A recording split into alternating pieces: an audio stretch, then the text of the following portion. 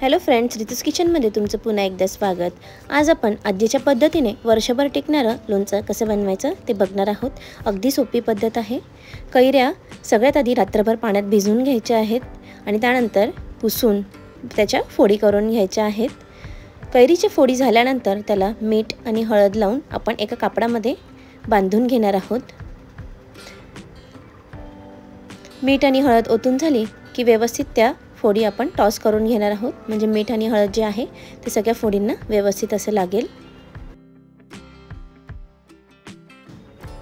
मीठ आणि हळद व्यवस्थित लावून झाल्यानंतर हे कापड जे आहे ते आपण व्यवस्थित बांधून घेणार आहोत, म्हणजे त्याचं जे काही पाणी असेल तर ते व्यवस्थित असं निघून जाईल।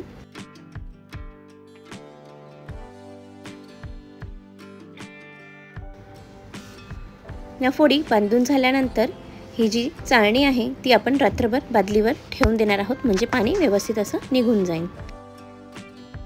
चला तर आता आपण खार कसा बनवायचा ते बघणार आहोत। इथे आपण 2 लिटर तेल आहे ते एका पातेल्यामध्ये फोडून घेणार आहोत आणि व्यवस्थित असं गरम करून घेणार आहोत। तेलामधनं धूर निघेपर्यंत आपल्याला तेल हे व्यवस्थित असं गरम करून घ्यायचं आहे।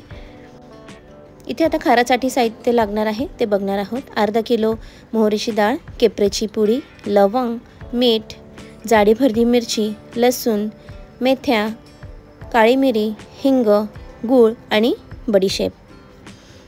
सगळ्यात आधी इथे आपल्याला मिठाचा लेयर देऊन घ्यायचा आहे। इथे आपण अर्धा किलो मोहरीच्या डाळीसाठी अर्धा किलो मीठ घेणार आहोत। सगळ्यात आधी आपल्याला मिठाचा लेयर असा पसरवून घ्यायचा आहे। मिठाचा व्यवस्थित असा लेयर पसरवून झाला की त्यावर आपण आता मोहरीच्या डाळीचा लेयर देणार आहोत। इथे अर्धा किलो मोहरीची डाळ आहे। 2 बॅचेसमध्ये आपण ही डाळ मिक्सरमध्ये टाकून जाडी भरडी अशी वाटून घेणार आहोत।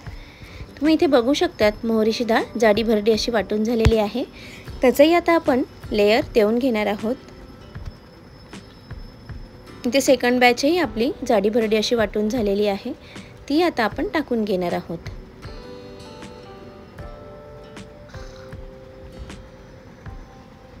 व्यवस्थित अशी एकसारखी पसरवून घ्यायची आहे।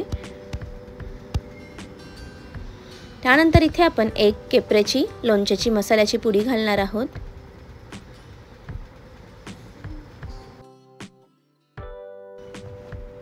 त्यानंतर आपण इथे 15 ग्रॅम लवंग आणि 30 ग्रॅम काळी मिरी असं मिक्सरमध्ये टाकून जाडभरडं असं वाटून घेणार आहोत।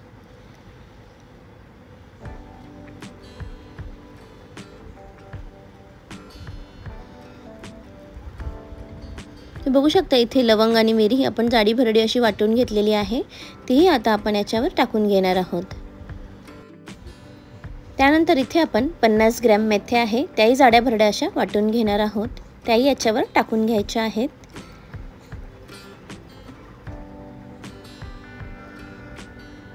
त्यानंतर 40 ग्रॅम हिंग जो आहे तोही आपण व्यवस्थित असा बारीक करून घेतलेला आहे, तोही यावर टाकून घेणार आहोत।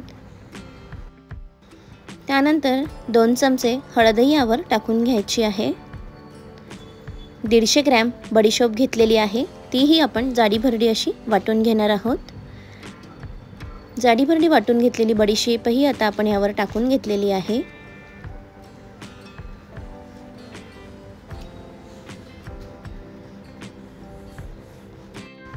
इथे आपण 7 ते 8 मोठ्या लसणाच्या पाकळ्या सोलून घेतलेल्या आहे, ते आधी आपण बारीक वाटून घेणार आहोत आणि त्यामध्ये 100 ग्रॅम जाडी भरडी मिरची टाकून मिक्स करून वाटून घेणार आहोत।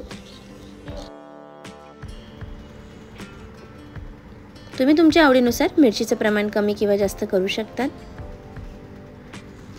इथे बघू शकतात लसूण आणि मिरची व्यवस्थित अशी वाटून झालेली आहे, तीही आता आपण एका ठिकाणी काढून घेणार आहोत। इथे आपण 50 ग्रॅम जाडी भरडी मिरची घेतलेली आहे। बघू शकता तिथे तेलही व्यवस्थित असं कडकडीत गरम झालेलं आहे। आपण थोडेसे तेल हलवून घेणार आहोत। सगळ्यात आधी हे जे तेल आहे ते लसूण आणि मिरचीवर टाकून घेणार आहोत। याच्यात आपण 1 चमचा मेथ्याही टाकलेल्या आहेत। लसूण आणि मिरचीवर टाकून सगळ्यात आधी आपल्याला लसूण हा व्यवस्थित असा परतवून घ्यायचा आहे। व्हिडिओमध्ये दाखवल्याप्रमाणेच प्रोसेस करायची आहे।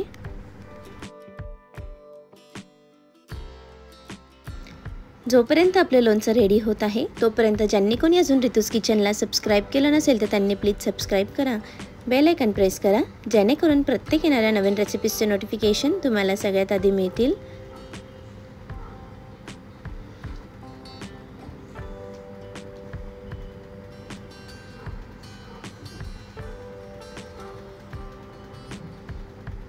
त्यानंतर इथे आपण लवंग आणि मिरे जे आहे त्याच्यावरही तेल टाकून घेणार आहोत।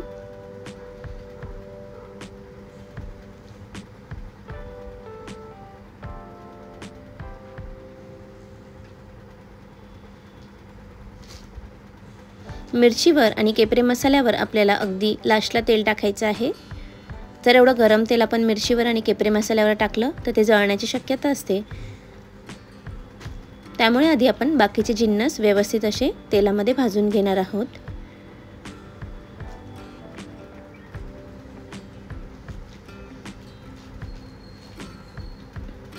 इथे आपण 1 चमचा लवंगही टाकलेली आहे, तीही आता आपण बाकीच्या पदार्थांवर टाकून भाजून घेणार आहोत।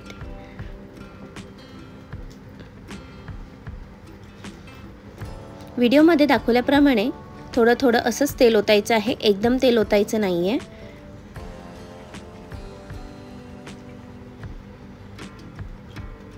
पुन्हा यामध्ये आपण 1 चमचा लवंग टाकलेली आहे। लवंग तेलामध्ये टाकल्यानंतर तडतडते, त्यामुळे व्यवस्थित अशी काळजीपूर्वकच तुम्ही प्रोसेस करायची आहे।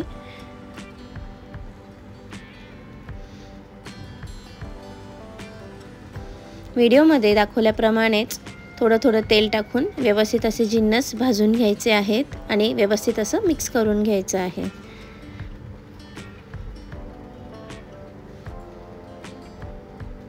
अगदी चविष्ट व अप्रतिम असा हा खार रेडी होतो।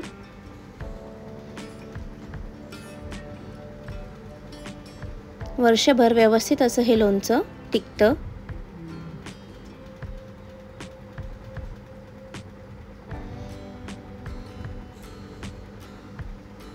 तुम्हाला जर माझ्या रेसिपीजचे व्हिडिओ आवडत असतील तर प्लीज जास्तीत जास्त लाईक करा, शेअर करा, कमेंट करा आणि चॅनल सबस्क्राईब करायला विसरू नका।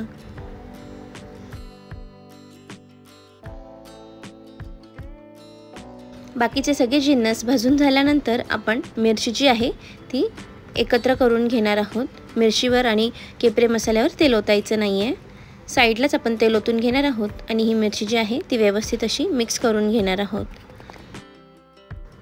खूप मस्त व चविष्ट असा हा खार रेडी होतो।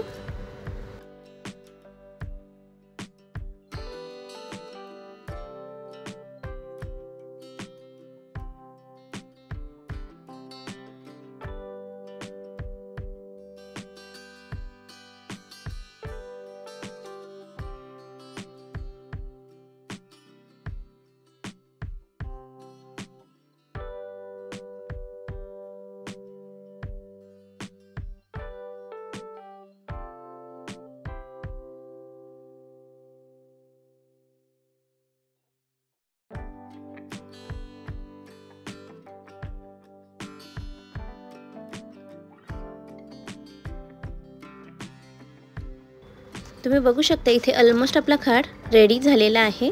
हा खार आपल्याला पूर्णपणे थंड करून घ्यायचा आहे। चला तर आता आपण फोडींना बघूया। नेक्स्ट डे इथे बघू शकता तुम्ही व्यवस्थित असं याचं पाणी निघून गेलेलं आहे आणि या फोडी ज्या आहे त्या आपण फॅन खाली पूर्ण दिवसभर आता सुकवून घेणार आहोत। व्यवस्थित अशा पसरवून घ्यायच्या आहे म्हणजे त्या व्यवस्थित अशा सुकतात।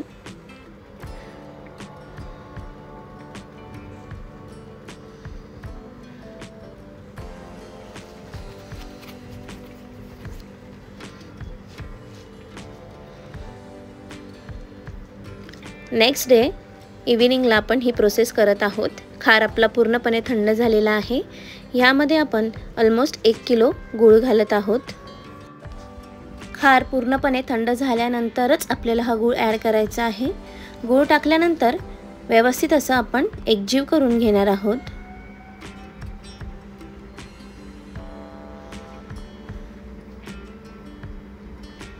गूळ व्यवस्थित असा मिक्स करून झाल्यानंतर आता आपण लोणचं भरून घेणार आहोत। कैरीच्या ज्या फोडी आहेत त्या खारामध्ये टाकून त्याला व्यवस्थित असा खार चोळून घ्यायचा आहे।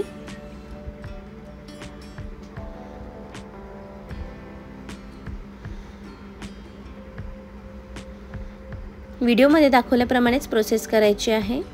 व्यवस्थित असा खार चोळून झाल्यानंतरच ते आपण बर्नीमध्ये टाकणार आहोत।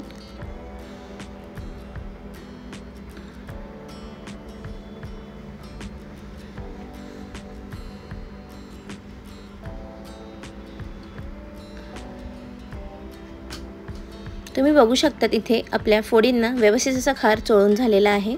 या फोडी आता आपण लोणच्याच्या बर्नीमध्ये टाकून घेणार आहोत।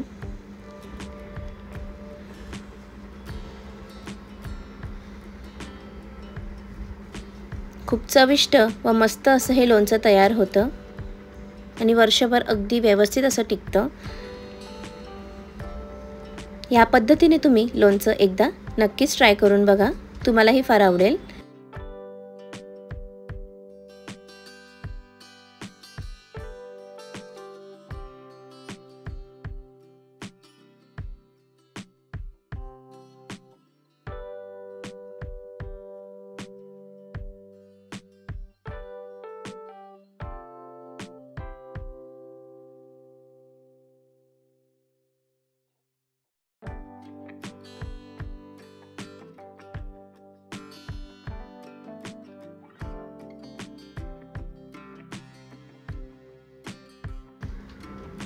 मी बघू शकतात इथे आपलं लोणचं व्यवस्थित असं भरून झालेलं आहे।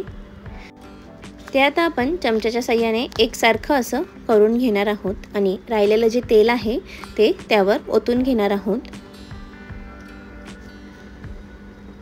अगदी चविष्ट व मस्त असं हे लोणचं तयार होतं। ही रेसिपी तुम्ही नक्की ट्राय करा आणि तुम्हाला कशी वाटली हे कमेंट बॉक्समध्ये कळवायला विसरू नका। लोणचं व्यवस्थित एकदा मिक्स करून घ्यायचा आहे। खारातला जो गूळ आहे तो व्यवस्थित असा मेल्ट झाला की लोणच्याला भरपूर असं तेल सुटतं। 2 ते 3 दिवसांनी हे लोणचं पुन्हा एकदा व्यवस्थित हलवून घ्यायचं आहे।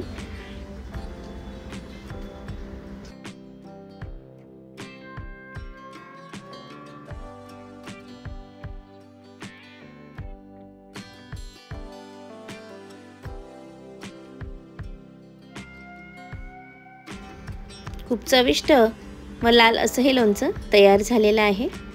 याला आता आपण सुती कापड बांधून ठेवणार आहोत आणि 2 ते 3 दिवसांनी पुन्हा एकदा हलवून घेणार आहोत। ही रेसिपी तुम्ही नक्की ट्राय करा आणि तुम्हाला कशी वाटली हे कमेंट बॉक्समध्ये कळवायला विसरू नका। रेसिपी बघितल्याबद्दल धन्यवाद।